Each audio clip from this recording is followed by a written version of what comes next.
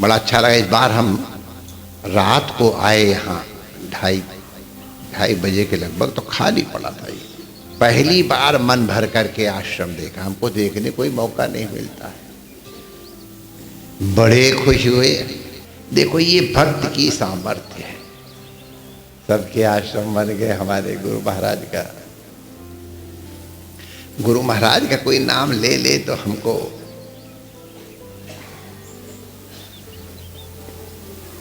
हम नॉर्मल नहीं रहते। हमारे गुरु का नाम कोई लेता था, हमारा मन होता इसी के पैर छू ले। कितने दयालु गुरु महाराज रहे उनके, और कई पुराने पारायण बहुत लोग रहे। हमको बहुत दिनों तक महाराज जी की कृपा पर, हमारे झाड़ूदार, महामंडलेश्वर गए थे, सब लोग भी हैं, कुछ लोग हैं बड़े महिमावान महापुरुष, उनके चरण कमल यहाँ पड़े हैं। इसलिए हमारे लिए ये बड़ा भारी तीर्थ है।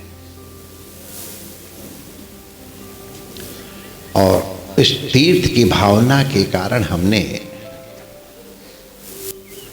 पूछा कितना लग जाएगा, तुम्हारे इतने रुपए में हो जाएगा।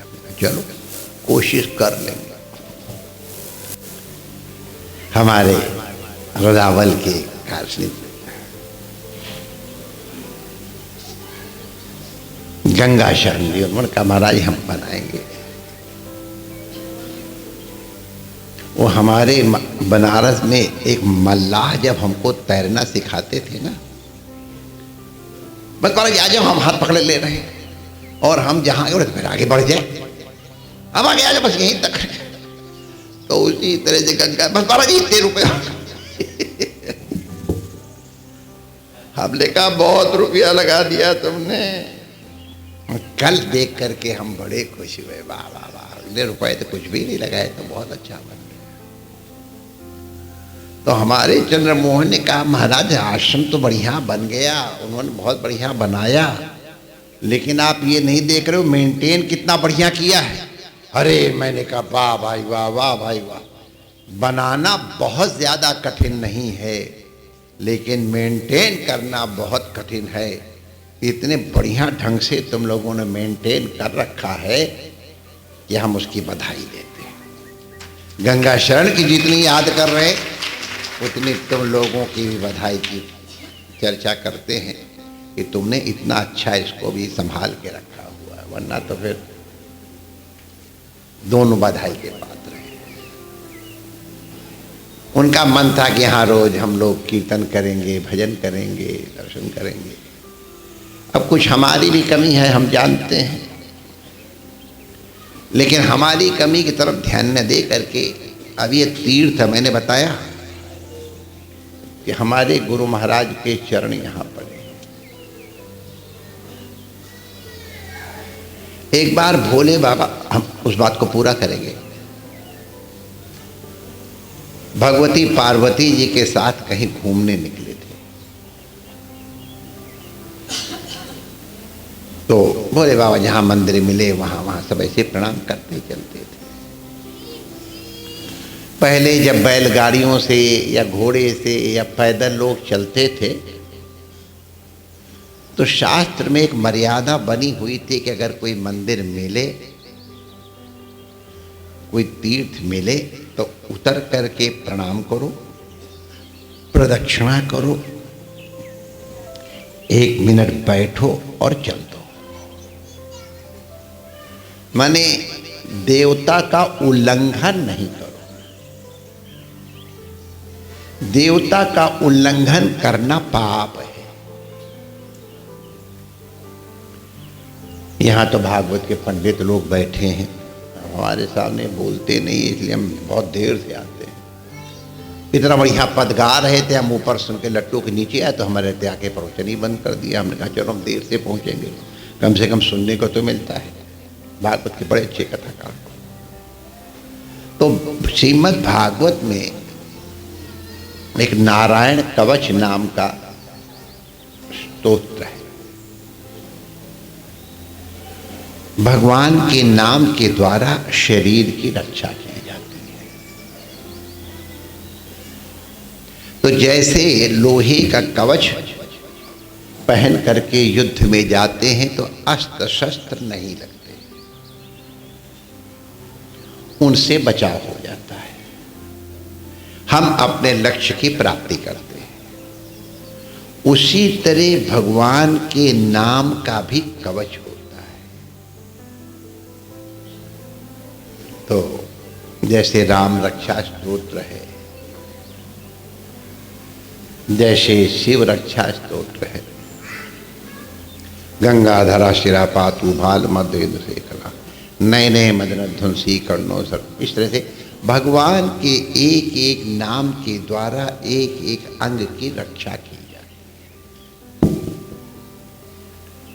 उससे मनुष्य अपने को सुरक्षित अनुभव करता है।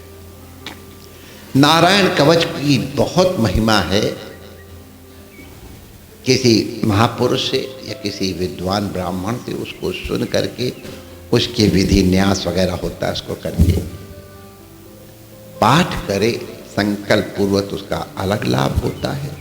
और कोई संकल्प अगर विशेष नहीं तो वैसे ही पाठ करे, बड़ा महत्व होता है नारायण कवच। वैसे हर देवता कवच, लेकिन नारायण कवच की बड़ी महिमा प्रसिद्ध है। तो उसमें आया है पथि देव हेलनाथ।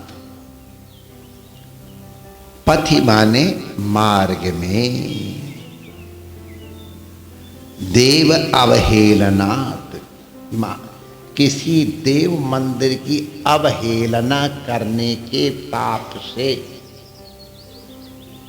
अवहेलना माने अपने सामने से कोई पूज्य गुजर रहे हों और उनको प्रणाम न करना, ये देव अवहेलन है। अपने से वरिष्ठ आए हों और आप बैठे हैं और उठ के खड़े नहीं होते हैं तो ये भी देव अवहेलन है, अपमान। आप लोगों को बता दें कि जब कोई महापुरुष या अपने से बड़े आते हैं तो अपने प्राण उत्क्रमण करते हैं, ऊपर की ओर उठते हैं। तो उन प्राणों के उत्क्रमण के साथ साथ अगर हम उत्तिष्ठ होते हैं, उठते हैं, तो हमारे स्वास्थ्य और श्री की अभिवृद्धि होती है। और यदि बैठे रहते हैं तो उत्क्रमित प्राण हमारे मस्तिष्क इत्यादि को विकृत करते हैं। तो इसलिए अगर अपने से बड़े आए हों तो मनुष्य को खड़ा होना चाहिए। अगर शरीर में सामर्थ्य है, रोग नहीं है, या और कोई बात, या किसी सेवा विशेष में लगे हैं तो, हाँ, जल के अंदर खड़े हैं तो नहीं, और श्मशान में हैं तब वहां ये नियम नहीं है। बाकी अपने से बड़े आए तो अभ्युत्थान और प्रणाम आदि के द्वारा उनका वंदन करना चाहिए। बड़े का मतलब क्या है? तो हमारे बड़ों की परिभाषा लिखी।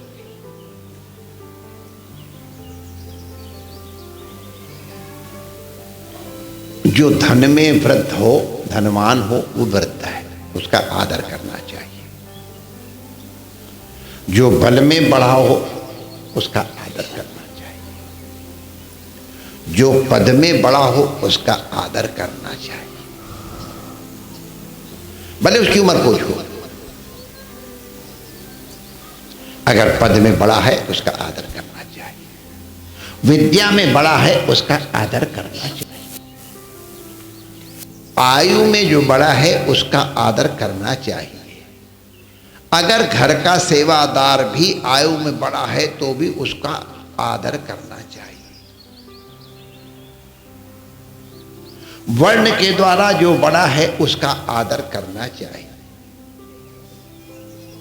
जो आश्रम में बड़ा है उसका आदर करना चाहिए। सन्यासी चूंकि सर्वोच्च आश्रम है, तो चाहे कितनी छोटी उम्र का हो, सन्यासी सबके लिए पूज्य है। राजा भी खड़ा होकर उसका सम्मान करता है। सन्यासियों में भी फिर जो विद्वान और या पद पे हो, उसमें दो चीज जुड़ जाएंगी, पद और आश्रम। अगर श्रोत्री ब्रह्मनिष्ठ है तो उसका और आदर, इससे क्रम है। तो अपने से बड़ों का आदर न किया जाना ये देव अवहेलन है। देव अवहेलन नहीं करना चाहिए, ये पाप है।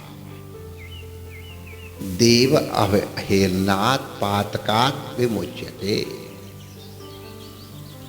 तो लेकिन अब तो हम कार में बैठ के जा रहे हैं, अब कहाँ कहाँ ब्रेक लगाएं, पार्किंग की जगह न मिले, और जरा एक मिनट रुको तो पीछे टें टें और पे और सब दुनिया भर की। तो अब उसके लिए विधान कर दिया गया है।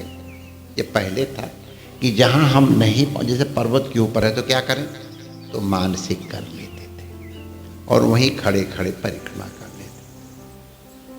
अब बस में जा रहे हैं, कहाँ खड़े होकर परिक्रमा करें, कहाँ रुकें, प्रणाम करें। तो उसके लिए नियम है, मानसिक प्रणाम कर लो और मानसिक प्रदक्षिणा करो। अब अगर ड्राइवर है तो खाली ऐसे आंख झुका करके फिर चलाएगा, अब वो नमस्कार और प्रणाम करने लग जाए तो इतने लोगों का प्रणाम हो जाएगा। तो अपनी जिम्मेदारी का ध्यान रखना चाहिए। तो मेरा तात्पर्य खाली जो बात है कि भोले बाबा ने एक स्थल पर बड़ी श्रद्धा से प्रणाम किया। तो माता पार्वती जी ने पूछा कि देखा ना तो यहाँ ठाकुर जी विराजमान है, न यहाँ पर कोई शिवलिंग है, शालिग्राम है, आत्म पूजा भी होती है, न कोई पीपल का पेड़ है, न कोई सरोवर है, न नदी है, ऐसा कुछ तो नहीं है। ये भोले बाबा क्यों प्रणाम कर रहे हैं?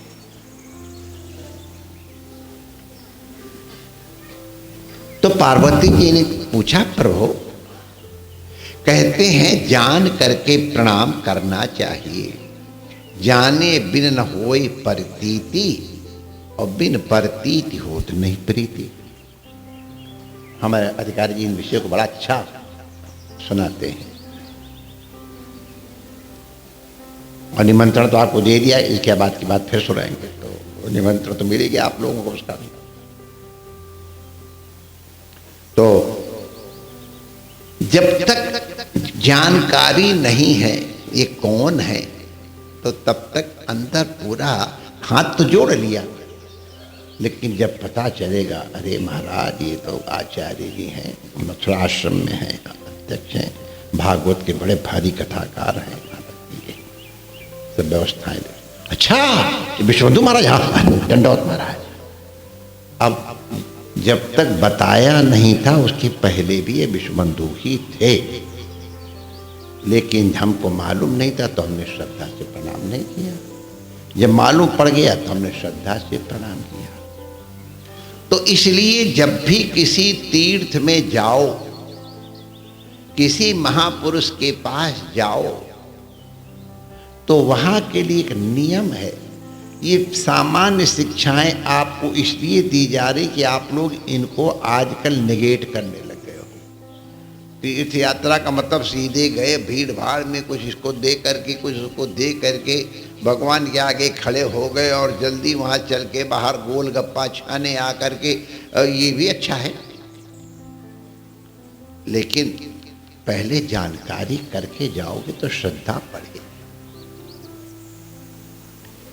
अगर किसी तीर्थ में जा रहे हो तो भगवान के दर्शन तो करो। तीर्थ यात्रा करने का भी एक विधान है। आजकल तो लोग उसका नाम ही क्या, रिलीजियस टूरिज्म ले,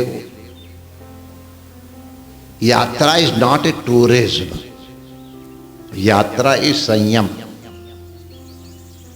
हम आपसे क्या बताएं, एक आध जनों ने हमसे कहा, हम क्या होती है वो शादी के बाद, याद है हमको, हनीमून, हाँ हनीमून हमको आता है, थोड़ा ध्यान हट गया। हनीमून मनाने बद्रीनाथ जा रहे हैं, ले आप उनके दर्शन करने, विवाह के बाद आशीर्वाद देने जा रहे हैं, एक अलग दृष्टि है। और हनीमून मनाने अगर वहां जा रहे हैं तो एक अलग दृष्टि हो गई, दृष्टि अपवित्र हो गई, हृदय अपवित्र हो गया, क्योंकि तुम्हारा संकल्प दूसरा है, श्रद्धा से नहीं है। Honeymoon is more important, Badrinath is simply a place. तो ये यात्रा के लिए नहीं है। You have gone for honeymoon और you will get the effect of the honeymoon, not the result of Shri Badrinath यात्रा। जाना, बद्रीनाथ यात्रा के लिए जा रहे हो तो केवल श्रद्धा पूर्वक भगवान के दर्शन के लिए जाओ, और तब तुम्हारी चित्त वृत्ति दूसरी होगी, तब तुम्हारे चित्त का संयम दूसरा होगा, तुम्हारी वेशभूषा अलग होगी, तुम्हारा आहार विहार अलग होगा, तुम्हारा सोना उठना बैठना अलग प्रकार का होगा। मंदिर 3 बजे खुलता है, हमको नहा करके जा करके एकदम तैयार होके प्रस्तुत होना है, मनोवृत्ति निद्रा दूसरी तरह की हो जाए। तो कहीं तीर्थ में जाओ तो पहले अपने आप को पवित्र करो, तन से तो पवित्र करो ही, तन की पवित्रता जरूरी है, लेकिन तन थोड़ा अगर किसी कारण से उतना पवित्र नहीं भी हो पाए तो मन को जरूर पवित्र रखो। तन तो बहुत पवित्र है, लेकिन मन यदि अपवित्र है तो तुम्हारी दृष्टि अपवित्र हो जाएगी। तुम्हारी अपवित्र दृष्टि से अपवित्र दर्शन होगा, अपवित्र दर्शन का प्रभाव तुम्हारे अंतःकरण पे पड़ेगा, तुम्हारा अंतःकरण अपवित्र हो जाएगा। आए थे अंतःकरण पवित्र करने के लिए और हो गया अंतःकरण अपवित्र।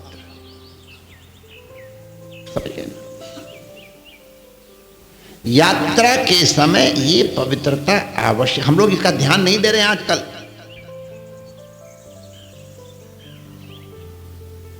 यात्रा माने अपने आप में परिवर्तन, इसलिए आहार का भी ऐसा भोजन मत करो कि भगवान के दर्शन में, क्योंकि आहार भी सात्विक भी होता है, राजसिक भी होता है, तामसिक भी होता है। तो किस तरह का आहार कर रहे हो, उसका जैसा खाए अन्न वैसा बने मन, जैसा पिए पानी वैसी बोले वाणी। यात्रा के लिए ये मर्यादाएं हैं, आजकल न ज्यादातर बताई भी नहीं जाती हैं और की भी नहीं जाती। केवल बिहारी जी के सामने खड़े हो गए इसका मतलब दर्शन नहीं है। ये दर्शन किस तरह तुम्हारे अंतःकरण में उतरे, इसके लिए दर्शन। ये तुम्हारे अंतःकरण में उतर करके अंतःकरण के मैल का निवारण करें। प्रविष्टा कर्ण रंध्रेणा स्वानाम भाव सुरूरहम दुनोति सबलम कृष्ण। भगवान श्री कृष्ण को झाड़ू लगानी बड़ी बढ़िया आती है। हमारे गुरु महाराज जी बड़ी बढ़िया झाड़ू लगाते थे, उनसे थोड़ी बहुत हमने भी सीखी। रमण रेती में पहली सेवा झाड़ू लगाने की होती थी। हमारे जैसे ग्राम के और बिजली गांव के सब उत्सव के पहले पहुंचते थे, उस समय कहा सुना साफ पूरा परिसर यहाँ से लेके महावन तक सब झाड़ू लगाते थे। अब वहाँ के लोग भी बड़े आदमी आ गए हैं, हम कैसे और आश्रम में मंदिर में झाड़ू लगाओगे तो तुम्हारे अंतःकरण में झाड़ू लगेगी। इसलिए हमारी रमण रीति में झाड़ू लगाने की सेवा सबसे बड़ी। हमारे विशंबर दास जी अधिकारी जी थे, वो सब सेवा करते हुए भी झाड़ू लगाते। अंतःकरण को पवित्र करना है, इसलिए झाड़ू लगे। तो हम आपसे निवेदन कर रहे हैं, तीर्थ यात्रा भगवान को अंतःकरण में बैठाने के लिए है। भगवान को झाड़ू लगानी बहुत अच्छी आती है।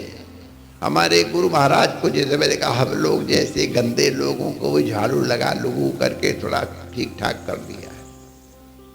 अब फिर हमने गंदगी की, वो एक अलग बात है। गुरु तो एक बार झाड़ू लगा ही देते हैं। तो तीर्थ यात्रा करने के पहले तैयारी होती है। फिर वहां के महापुरुषों से, विद्वानों से पूछो, आखिर यहां क्या है, ये बिहारी जी की क्या लीला है, इनके आगे बार बार पर्दा क्यों आता है। यार दर्शन कर रहे हो, फट से पर्दा आ जाए, ये कोई बात है। अब तो खैर बिहारी जी जल्दी उठने लग गए हैं, वरना पहले 9 बजे तक उठते ही नहीं थे। क्या बात है, इतनी देर तक बिहारी जी क्यों सोते हैं, इनकी मंगला उंगला नहीं होती है। तो बताएंगे नहीं, मंगला होती है जन्माष्टमी के दिन। एक बार 4 बजे उठते भगवान, नहीं तो बस क्यों, तो उसकी कथा है। कल अधिकारी जी बता तो रहे थे, थोड़ा बताते बताते खैर के से रुक गए थे। वही चौकीदार जो गैया चराने वाला और उनके साथ वो, उसी ने मना किया था। तो पूछोगे बार बार पर्दा क्यों आता है, भगवान देर तक क्यों विश्राम करते हैं, यहां रेत में लेटते क्यों हैं। अरे रेत कोई लेटने की चीज है, नहा धो के आए और रेत में लेटो, ले यहां मुंह में डालते हैं, ये क्या दुनिया भर के पैर पड़े हुए। तो लोग बताएंगे कि रमण रेत लोट्यो नहीं कियो न यमुना पार। तो जब संत बताएंगे अच्छा यहाँ का ये महात्मा है, तो सब बड़े बड़े राजा महाराजा भी आके वहां लेटते हैं, बड़े बड़े संत महापुरुष आके लेटते हैं। आप लोगों ने सबकी कथाएं सुनी है, कितने बड़े बड़े महापुरुष वहां अभी भी आके लेटते हैं। तो महात्मा का ज्ञान आवश्यक है, लिखा भी है, महात्मा ज्ञान पूर्वक उपासन करे तो उपासना सफल। यात्रा के लिए कितने किलोमीटर आगे जाके झाड़ू लगाते थे, मन को झाड़ू उबाल मैं तो कहता। भोजन थाली आते थे तो यहाँ से आप लोग सब फर्स्ट क्लास मक्की की रोटियाँ, कुछ कुछ बाजरे की, साग और सफ़ेद वाली चीज़, मक्खन लेके सब पहुँचती थी। और हम ठाठ से बैठ करके भोजन थाली का लिटरली भोग रमण बिहारी के लगाते। ये प्रेम का काम है। तो ये स्थल माय डियर एक स्मृति है गुरु जी में और ठाकुर जी में कोई भेद नहीं। गुरु में तुम में भेद न देवा, गुरु सेवा सो तुम्हारी सेवा। हमारे विद्वान लोग कहेंगे ईश्वर, वैसे पाठ में ईश्वरो है, आप लोगों को समझने के लिए विसर्ग का उत तो नहीं कर रहा हूं मैं। तो ईश्वर गुरु आत्मेति, ईश्वरो गुरुरात्मेति मूर्ति भेद विभागिने व्योमवत् व्याप्त देहाय दक्षिणामूर्तये नमः।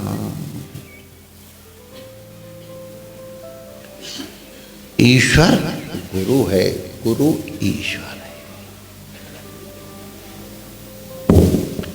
तो इसलिए हम रमण बिहारी जो विद्यमान हैं या उधर भोले बाबा विद्यमान है, ये विग्रह बहुत विशेष रूप से भगवान ने निर्माण कराया था। लोगों को मालूम है, जिनको अंदर की बात मालूम है, उनका ले जाओ कामाज, लेके भाग जाओ यहाँ से, वरना जिनके लिए वो आके कब्जा करेंगे तो लेके भाग आए थे। भोले बाबा हमारे नर्मदेश्वर हैं। ये हम गुरु महाराज की इस रूप में पूजा और दर्शन करते हैं। जिन लोगों ने हमारे गुरु महाराज के दर्शन नहीं किए हैं उनको वो भाव जागृत नहीं होगा। इसलिए गुरु महाराज ने ये दो रूप में अपने आप को आपके सामने खड़ा कर दिया। हमारी भावना गुरु महाराज की भी है। यहाँ भोले बाबा विद्यमान पहले थे, अब हम लोगों को काशी में पढ़ने के कारण कुछ शास्त्रों के संस्कार बड़े दृढ़ हैं।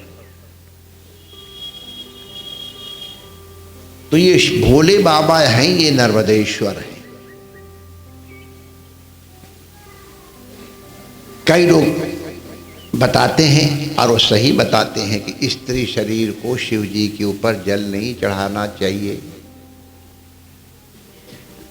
कई लोग कहते हैं कि शिव जी का निर्माल्य माने भोग नहीं लेना चाहिए। ये एक सामान्य नियम है, इसका पालन होना चाहिए। लेकिन ये आधा नियम है, उसके आधे का नियम मैं बता रहा हूं, शास्त्र से पोषित।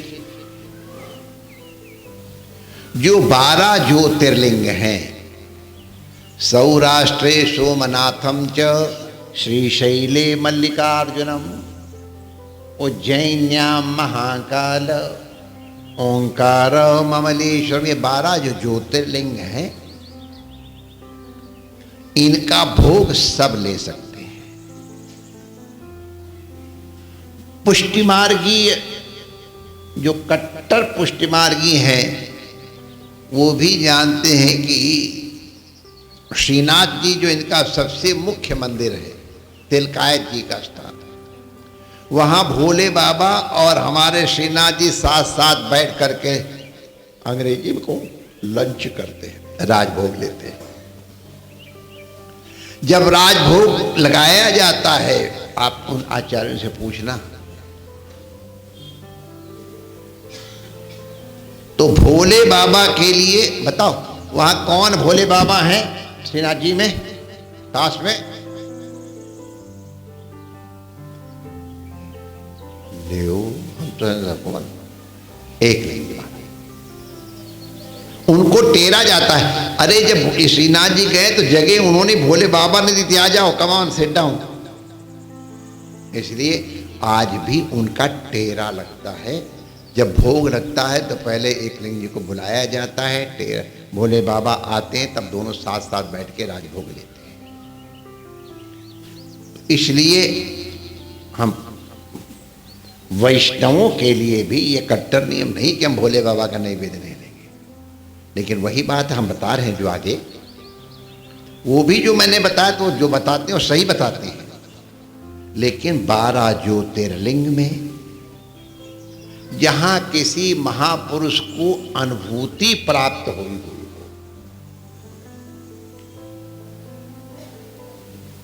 जैसे दक्षिण में कालहस्तीश्वर है, वहां भील को भगवान की अनुभूति प्राप्त हुई, तो उस तीर्थ स्थल वहां का नैवेद्य लिया जाता है। और नर्मदेश्वर के लिए नियम है, जैसे गंडकी नदी का हर पत्थर शालिग्राम है। दुनिया में कितनी बड़ी, गंगा नदी का पत्थर शालिग्राम नहीं है, शिवजी नहीं है, बनाना पड़ेगा। गंगा जी सबसे बड़ी ब्रह्मद्रवा है, कालिंदी पटरानी है, इनके पत्थर की महिमा नहीं है। शास्त्रीय विधान के अनुसार, पुराण की कथाओं के अनुसार, पुराणों की कथा है तुलसी जी के श्राप से जो, तो वो कथा हम नहीं सुना रहे हैं। तो गंडकी नदी के सारे संसार में एकमात्र नदी है गंडकी, जिसके किनारे आप लोगों ने सुना होगा भरत जी ने, जो पीछे जड़ भरत बने हैं, वहीं पर वो बैठ के तपस्या कर रहे थे। और बहुत महापुरुषों ने किया है, जहां हिरण को बचाने के चक्कर में हिरण बने थे। तो गंडकी नदी का हर पाषाण शालिग्राम है, उनमें प्राण प्रतिष्ठा करने की जरूरत नहीं है, वो नित्य प्राण प्रतिष्ठित है। उसी तरह से नर्मदा नदी का जो भी पत्थर है वो सबका सब कहते हैं, नर्मदा का कंकण भी शंकर है। तो नर्मदा नदी का कोई भी कंकड़ माने पाषाण, वो बाण लिप्त है, वो नित्य प्रतिष्ठित है। नर्मदेश्वर की पूजा आप लोग नोट कर लो, इसलिए यहां नर्मदेश्वर विराजमान कराए गए हैं। नर्मदेश्वर की पूजा सब कर सकते हैं। जिन दिनों में मना है उसके अलावा स्त्री शरीर भी नर्मदेश्वर पे जल अर्पित कर सकते हैं। नर्मदेश्वर का निर्माल्य भी ग्रहण किया जाता है, उनको भोग लगाया जाए तो स्वीकार किया जाता है। तो इसलिए गुरुम शंकर रूपिणम, मंदिर में तो घुसने नहीं देंगे, वैसे ही बाबा तुम्हारे बहुत तेज हैं, तो मंदिर में तो घुसने नहीं पाओगे। और गुरु जी के चरण छूने का मन तो क्या है, तो नर्मदेश्वर धरती है, चलो अब उनको तुम खूब हिला हिला के छुओ, कोई डर नहीं, मजबूत है। तो ठाकुर जी दर्शन के लिए विद्यमान है, भोले बाबा सेवा करने के लिए विद्यमान है, स्पर्श करने। और ये संत महापुरुष जो आते हैं, इनकी हर तरह से सेवा करो।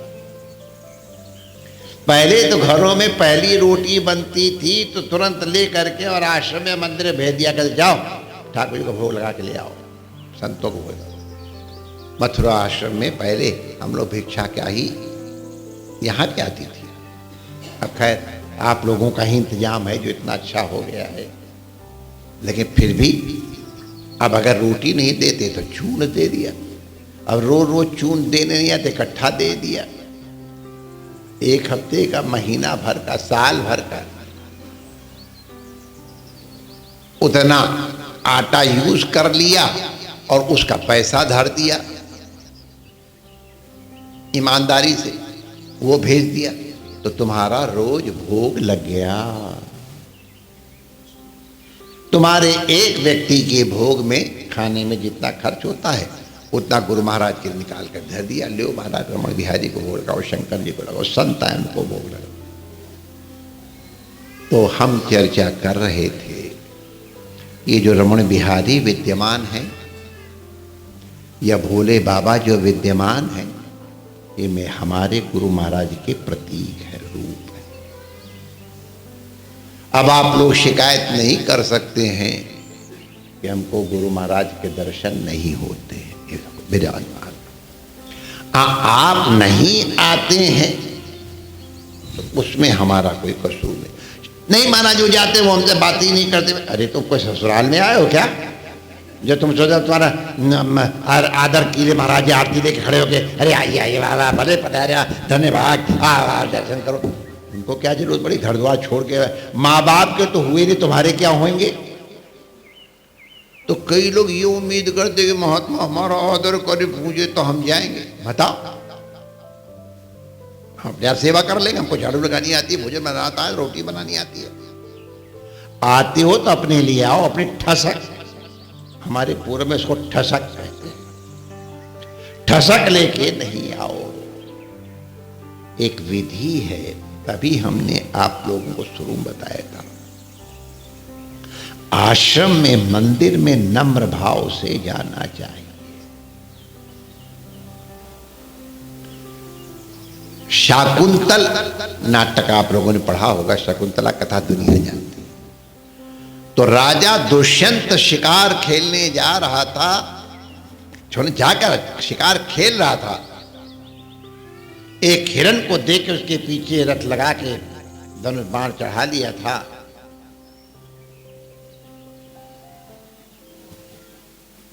ब्रह्मचारी ने कहा, महाराज आश्रम मृगोयम न हंतव्य। हे राजन, ये आश्रम का हिरण है, इसको नहीं मारना। राजा ने अपना बाण उतार लिया, वरना चढ़ा हुआ बाण उतारा नहीं जाता है। अच्छा, ये क्या आश्रम? कर्णवाश्रम। ओहो, महर्षि कर्ण का आश्रम है। उसने अपने मित्र से कहा, बसंत से, नम्री भावेन आश्रमे प्रविष्टव्य। आश्रम में नम्र हो करके जाना चाहिए। तो राजा ने लिखा हुआ वहां पढ़ना शाकुंतल में, अपने मुकुट आज उतार करके रथ में रख दिए। राज चिन्ह जो होते हैं उन सबको उतार दिया। यहां राजा नहीं जा रहा है, आश्रम है, कर्ण ऋषि का आश्रम है, यहां दुष्यंत जा रहा है। नम्री भावे, नम्र होके जाना चाहिए, अभिमान हटा के जाना चाहिए। हमारे संत महापुरुष लोग कहते हैं, संत मिलन को चालिए, क्या है? तज माया अभिमान।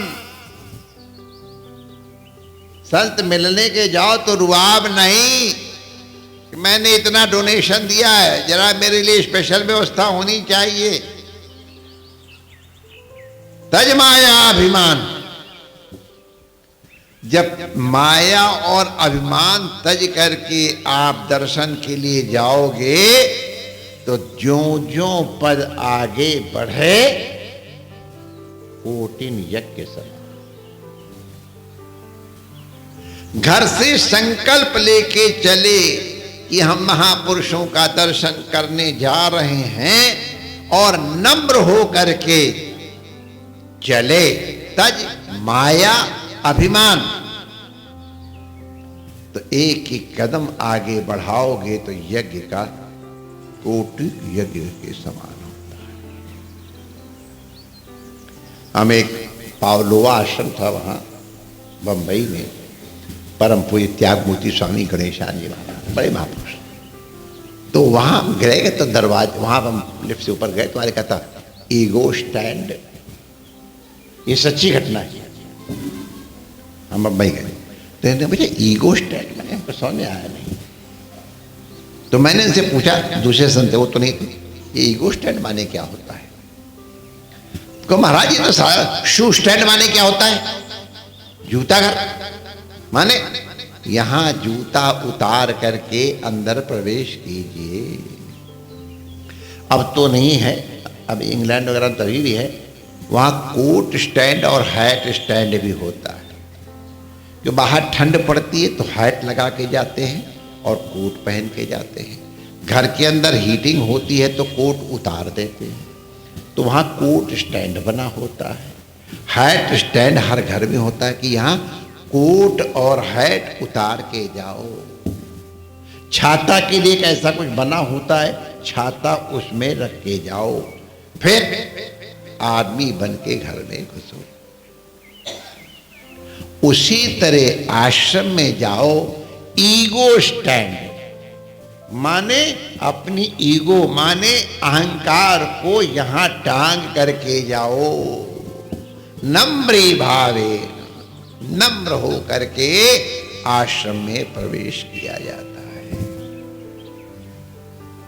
तो इसलिए कोई ये शिकायत करता है कि हमारी आरती नहीं उतारी जाती है, तो मैं कहता हूं तुम्हारे पुण्य है जो तुम्हारी आरती ले दो। जो आरती करेगा वो तुम्हारे पुण्य ले लेगा और पाप दे देगा। आरती जिसकी उतारी जाती है उसकी कृपा और पुण्य मिलते हैं, समझ गए? तो यहां अपमान को आगे लेके आओ, अपमान होएगा तो तुम्हारे पाप दूर होंगे। अब भंडारे में देरी हो जाएगी, वरना इसके बहुत से उदाहरण हैं। कभी कभी महापुरुषों ने जानबूझ करके अपमान इसलिए किया इसके इस पाप की निवृत्ति हो जाए। अपमान से तात्पर्य क्या है महापुरुषों को, लेकिन इसका ये जो प्रायश्चित है वो कैसे होगा, डांटा। तो ये उनकी कृपा है। जैसे घड़े में कोई कमी है गोलाई में, तो ऊपर से उसको लकड़ी ठप ठप ठप ठप करके ठोकते हैं मिट्टी घड़े को, कि उसकी वो जो कमी दूर हो जाए।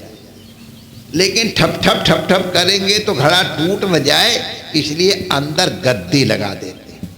तो कुम्हार एक गद्दी होती है, ऐसे पकड़ करके ऊपर ठप ठप ठप ठप ठप, तो जैसे जैसे ठप ठप आगे बढ़ता है वैसे वैसे गद्दी आगे बढ़ती है। तो कभी अगर ठप ठप हो रहा है तो समझ लेना तुम्हारी कोई खोट है, वो खोट दूर हो रही, खुश हो जाओ।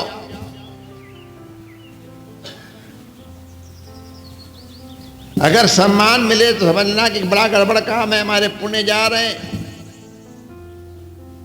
कोई तुम्हारी निंदा करे तो बड़े राजी हो जाओ, क्योंकि निंदा करने वाला जिसकी निंदा की जा रही है या कर रहा है, और जो सुन भी रहा भी, दोनों इक्वली, दोनों का अपराध बराबर है। दूसरों की निंदा सुनना या करना उसके पापों को लेना है और अपने ऊपर चढ़ाना है।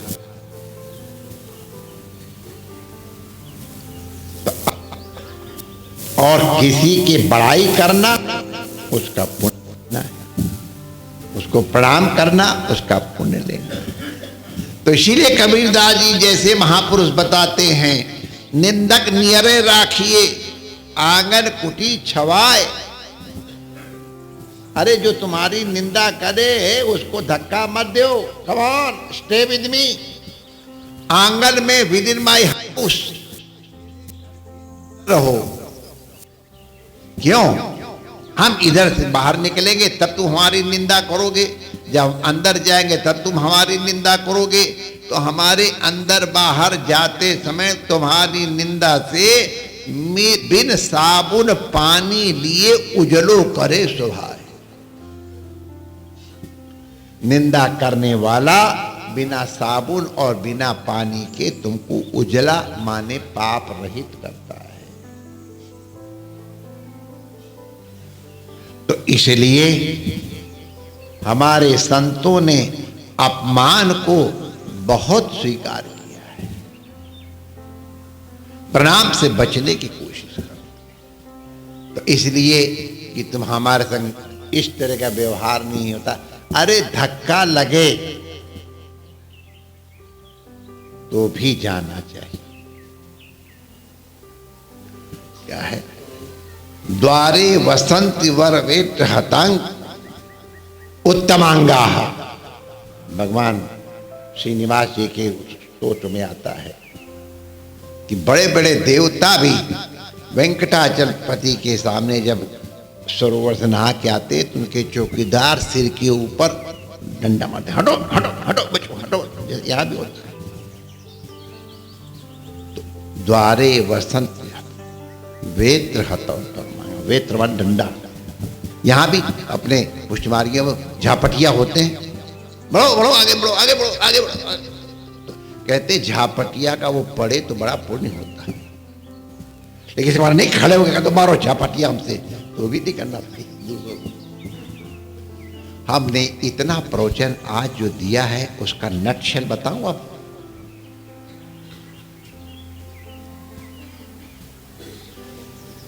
एक चीज बारीकी से इसलिए समझाई गई कि आपको उसकी इंपॉर्टेंस पता चले। वाई दिस आश्रम और वाई दिस एनुअल फंक्शन, ये उत्सव क्यों? ने आश्रम क्यों, ये मंदिर क्यों? भोले बाबा कहते हैं, हे पार्वती, 1000 वर्ष पहले उन महापुरुष ने तपस्या की थी, उनके परमाणु विद्यमान हैं, इसलिए ये पवित्र स्थल है। हमारे भागवत के पंडित लोग सुनाएंगे, आपको सुनाते रहते हैं कि पानी और पत्थर, मिट्टी आदि देव नहीं, माने ये भी हैं, लेकिन मुख्य देव क्या हैं? ये जो महापुरुष हैं, ये साक्षात तीर्थ हैं। तीर्थ का माने जिसके माध्यम से तरा जाए उसको तीर्थ कहते। तरति अनेन, तो ये महापुरुष जो हैं इनको तीर्थंकर कहा जाता है। तीर्थंकर का मतलब होता है, संस्कृत भाषा के शब्द बड़े मुख्य हैं, उनके तात्पर्य। अतीर्थम तीर्थम कुर्वन्ति ते खलु तीर्थंकरः। जो स्थल तीर्थ नहीं है उसको अपने पाद निक्षेप से महापुरुष तीर्थ बना देते हैं। तीर्थं तीर्थी कुर्वन्ति तीर्थानि, ये महापुरुष तीर्थ बना देते हैं। जितने भी तीर्थ है वहां महापुरुषों को अनुभूति हुई है, इसलिए वो तीर्थ है।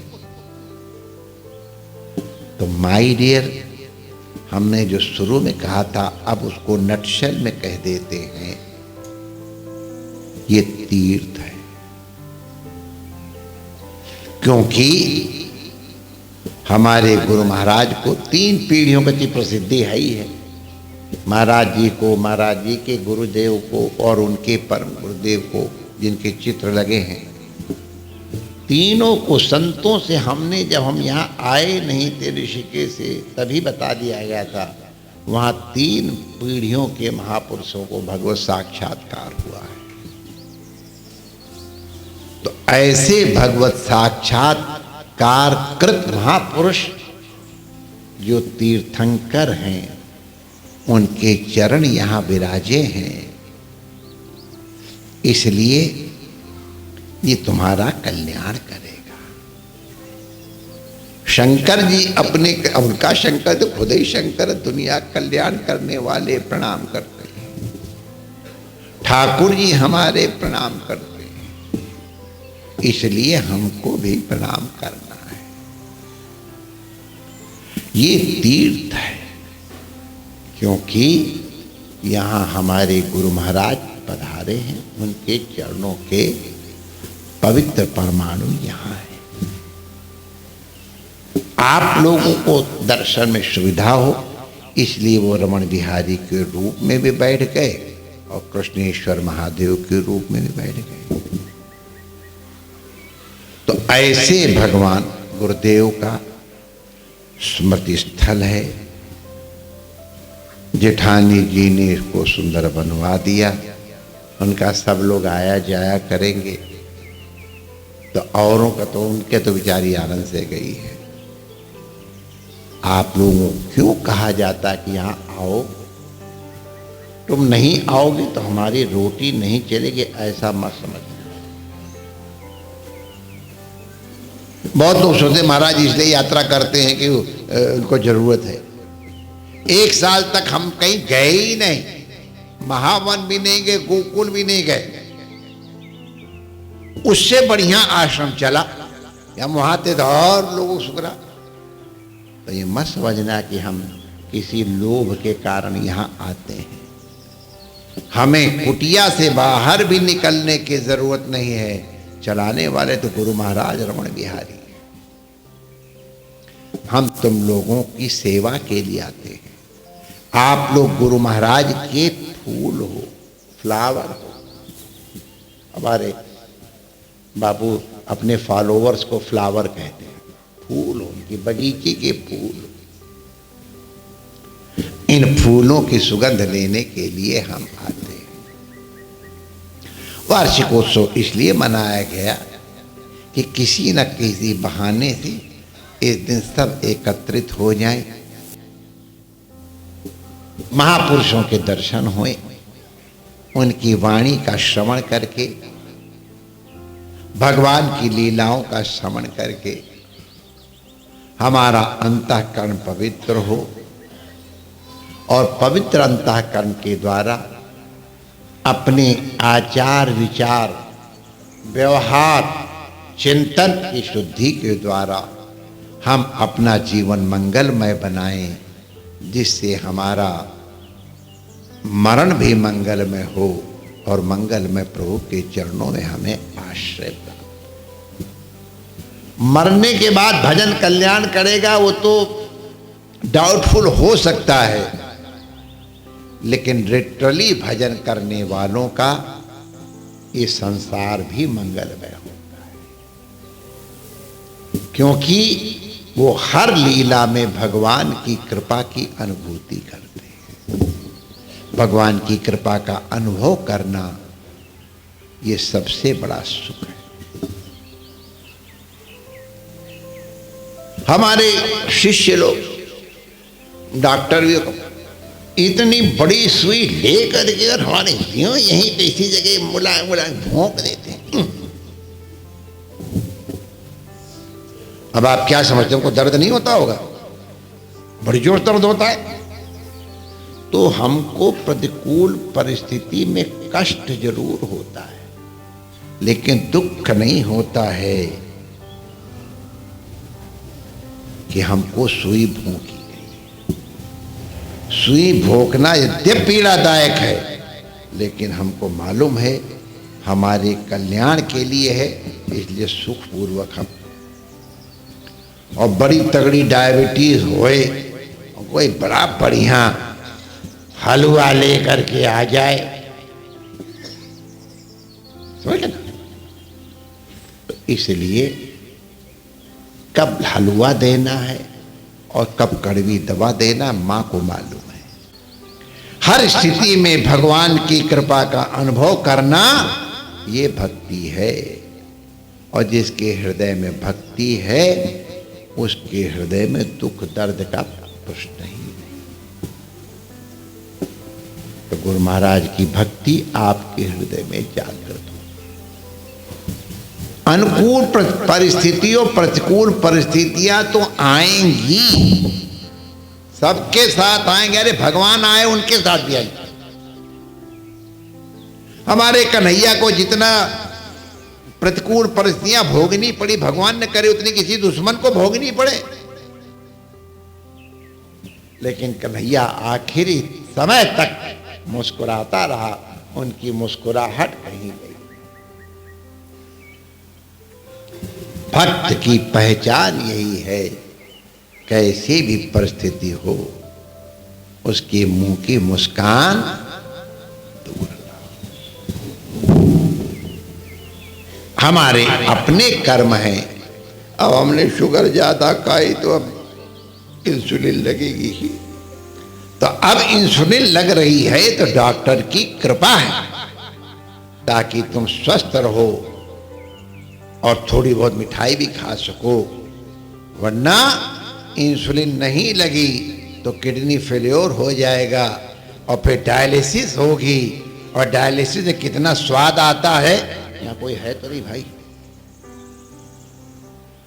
और डायलिसिस के बाद किडनी ट्रांसप्लांट, कितने नोट, और ट्रांसप्लांट सक्सेसफुल होए कि नहीं मालूम नहीं। तो इसलिए अगर कभी कभी इंसुलिन के इंजेक्शन लगाए जा रहे हैं ना, तो तुम्हारी किडनी की भलाई के लिए लगाए जा रहे हैं। मुस्कुराओ। जैसे हमारे डॉक्टर जब हमारे यहाँ, अरे यार तो सच मैं उनसे पूछता हुआ क्यों मैं जोर से हल्ला बचाऊं कि धीरे से बचाऊं? तो कहता एक साहब ने कहा तुम चाहे कितनी जोर से हल्ला बचा, मैं तो सुई भोंकूंगी। वाह, आपको तो भोंकना ही है। तो अगर कभी सुई लगे तो, या कभी आज हमारे पूज्य अधिकारी जी ने रघुनाथ के ब्याह का 15 तो मालपुआ मिले तो दोनों परिस्थिति में समान। सुख दुखे समे कृत्वा लाभा लाभो जया जयो। हर स्थिति में प्रभु की कृपा का दर्शन करना ये भक्त की जीवनचर्या है, पहचान है, उसके सुख का कारण। गुरु महाराज की कृपा से ये आपका अनुभव हो, इसलिए आप लोगों को उनके चरण कमलों में लाने का ये प्रयास किया जाता है।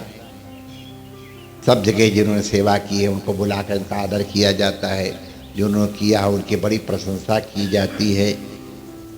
ये अच्छा है, लोगों को प्रोत्साहन मिलता है कि हम भी करें तो हमारा भी होगा। हमारी रमण रीति में नहीं होता है, ये हमारी कमी है। नहीं, कमी नहीं है, कमी क्यों करेंगे? अगर हम बुला के गुणगान करें, इन्होंने वो भंडार ऊपर बनाया है और इतने रुपए लगे हैं, तो जितने लोग हैं सबको उनके पुण्यों का शेयर मिल जाएगा। हम काहे को बताएं इसका बेचारे घाटा करें। जो लोग सेवा कर रहे हैं वो अपना लाभ कर रहे हैं, माइडियन को सेवा का अवसर मिला है। इसलिए जो सेवादार हैं, जिन्होंने तन से, मन से, धन से या थोड़ी बहुत निंदा करके भी सेवा की है, उनका कल्याण हुए। कोई निंदा करना तो बहुत बड़ी सेवा है, झाड़ू लगाई ना, उसके पाप लिए हैं तो ऑल्सो क्रेडिट।